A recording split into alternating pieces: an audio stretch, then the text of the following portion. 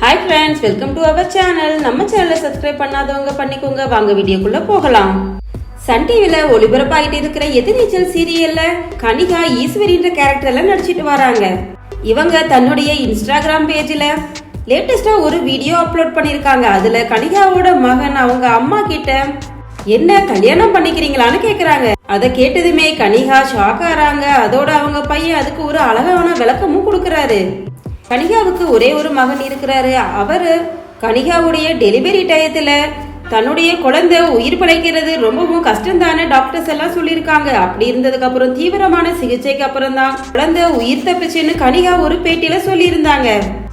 சினிமால அதிகமான நடிகைகள் தொடர்ச்சியா நடிச்சு ஜொலிக்கிறது இல்ல. ஒரு சிலர் சில படங்களையே நடிச்சிட்டு அதோட தன்னுடைய சொந்த வாழ்க்கைக்கு திரும்பிடுறாங்க. அந்த மாதிரி தான் கனிகாவும். கனிகா அவர்கள் 5 ஸ்டார் படத்து மூலமா அறிமுகமாயிருந்தாங்க. அதுக்கப்புறம் ஒரு சில படங்கள்ல நடிச்சிருந்தாங்க. பெரிய அளவுல வாய்ப்புகள் வராததுனால பிற மொழிகளையுமே அவங்க நடிக்க ஆரம்பிச்சாங்க. அதுக்கப்புறம் திடீர்னு தான் எதிர்நீச்சல் சீரியல் மூலமா நடிகர் மாரிமுத்துவுக்கு மனைவியா நடிக்க வந்தாங்க.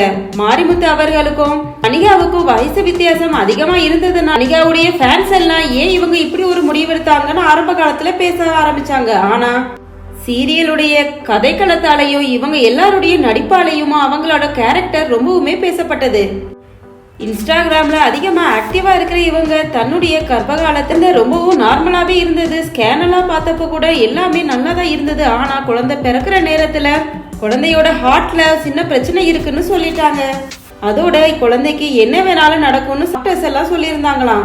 அப்படி குழந்தை பிறந்ததுக்கு அப்புறம் தாங்கிட்ட காட்டாமலேயே குழந்தைக்கு இதுல ஆபரேஷன்லாம் பண்ணதா சொல்லியிருந்தாங்க.